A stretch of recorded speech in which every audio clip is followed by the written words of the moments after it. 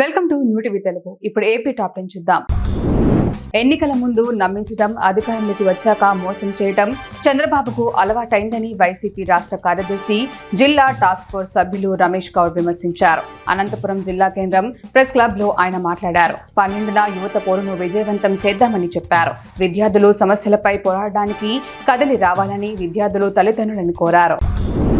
బిక్కవోలు మండలం కాపవరం, బలభద్రాపురం గ్రామాల పరిధిలో 2 జిల్లాల మున్సిపాలిటీ నుంచి వచ్చే చెత్తను వేస్తే ఎట్టి పరిస్థితుల్లోనూ అంగీకరించమని ఎమ్మెల్యే నల్లమిల్లి రామకృష్ణారెడ్డి ఆగ్రహం వ్యక్తం చేశారు. బిక్కవోలు మండలం బలభద్రాపురంలో జరిగిన మీడియా సమావేశంలో ఆయన మాట్లాడారు. వేస్ట్ టు ఎనర్జీ ప్లాంట్ ఏర్పాటును ఎట్టి పరిస్థితుల్లోనూ ఆమోదించమని అన్నారు.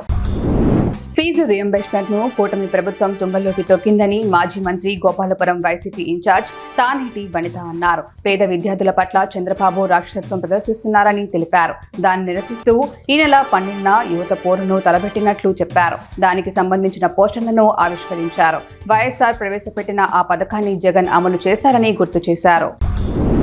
జనసేన ఆవిర్భావ సభ విజయవంతం చేయాలని అనపర్తి, పిఠాపురం నియోజకవర్గాల జనసేన పార్టీ ఇన్ఛార్జ్ మర్రిరెడ్డి శ్రీనివాసరావు కోరారు. అనపర్తి ఎస్ఎన్ఆర్ కళ్యాణ మండపంలో జరిగిన నియోజకవర్గ స్థాయి జనసేన పార్టీ కార్యకర్తలు, నాయకుల సమావేశంలో ఆయన ముఖ్య అతిథిగా పాల్గొన్నారు. ఈ సందర్భంగా సభకు సంబంధించిన పోస్టర్ను ఆవిష్కరించారు. నియోజకవర్గం నుంచి 25,000 మంది సభకు హాజరు అయ్యేలా కార్యకర్తలు కృషి చేయాలని సూచించారు. ఇంటి పన్నులు, కొలాయి పన్నులు క్రమబద్ధీకరణ పేరుతో నెల్లూరు మున్సిపల్ కార్పొరేషన్ అధికారులు భారీగా పెంచేశారని సిపిఎం నగర కార్యదర్శి కత్తి శ్రీనివాసులు ఆరోపించారు. ప్రజా చైతన్య యాత్రలు పేరుతో 3వ రోజు నగరంలోని 53వ డివిజన్లో సిపిఎం నాయకులు ఇంటింటికి తిరిగి ప్రజల సమస్యలను అడిగి తెలుసుకున్నారు. ఈ సందర్భంగా ఆయన మాట్లాడుతూ ప్రజలకు కనీస వసతులు కల్పించడంలో కార్పొరేషన్ అధికారులు పూర్తిగా విఫలమయ్యారని అన్నారు. ప్రజల ఆకాంక్షలకు అనుగుణంగా నెల్లూరు నియోజకవర్గంలో పెద్ద ఎత్తున అభివృద్ధి కార్యక్రమాలను నిర్వహిస్తున్నామని తెలుగుదేశం పార్టీ నాయకులు కోటంరెడ్డి గిరిధర్ రెడ్డి పేర్కొన్నారు. నెల్లూరు నగరంలోని వేదయ్యపాలెం సెంటర్లో ఆయన మీడియాతో మాట్లాడుతూ చరిత్రలో ఎప్పుడూ లేని విధంగా ఒకే రోజు 105 శంకుస్థాపనలు చేస్తున్నామన్నారు. ప్రజల కోసమే తమ అడుగులని, ప్రజల కోసమే తాము నిరంతరం పనిచేస్తున్నామని ఆయన పేర్కొన్నారు. తెలుగుదేశం పార్టీ అధిష్టానం టీడీపీ జాతీయ ప్రధాన కార్యదర్శిగా ఉన్న బీదా రవిచంద్రకు ఎమ్మెల్సీని ప్రకటించడంతో నెల్లూరు నగరంలోని బాగుట్టలేవు ఆయన నివాసం వద్ద పెద్ద ఎత్తున సంబరాలు నిర్వహించారు. ఈ సందర్భంగా ఆయన అభిమానులు పెద్ద ఎత్తున బాణసంచా కాల్చి తమ అభిమానాన్ని చాటుకున్నారు. తెలుగుదేశం పార్టీ కష్టకాలంలో ఉన్నప్పుడు పార్టీ కోసం బీదా రవిచంద్ర నిరంతరం శ్రమించారని కొనియాడారు.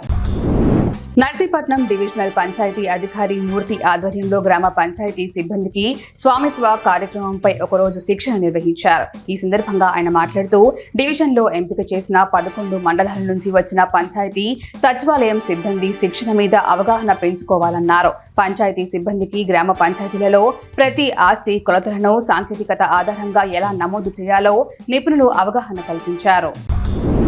గుత్తి ఆర్ఎస్ లో వైసీపీ జిల్లా నాయకులు బల్లారి రాజ్ కుమార్ రెడ్డి ఆధ్వర్యంలో వైసీపీ నూతన కార్యవర్గాన్ని ఘనంగా సన్మానించారు. గుత్తి పట్టణ మండల కన్వీనర్లు మధుసూదన్ రెడ్డి, గంగరాజు, వ్యవసాయ విభాగం రాష్ట్ర కార్యదర్శి మల్లా యాదవ్ను శాలువాలు, పూలమాలలతో సత్కరించారు. ఈ కార్యక్రమంలో municipal chairperson Vannur D, doctor Shantipriya, Raj Kumar Reddy, Rangaswamy, Subhash Reddy పాల్గొన్నారు.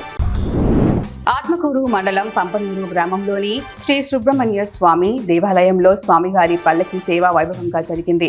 ఈ సందర్భంగా స్వామివారికి అర్చకులు అర్చనలు, అభిషేకాలు, ఆకు పూజలు నిర్వహించారు. భక్తులు అధిక సంఖ్యలో హాజరై ప్రదక్షిణలు చేశారు. ఆలయ కార్యనిర్వాహకులు భక్తులకు తీర్థ ప్రసాదాలు పంపిణీ చేశారు.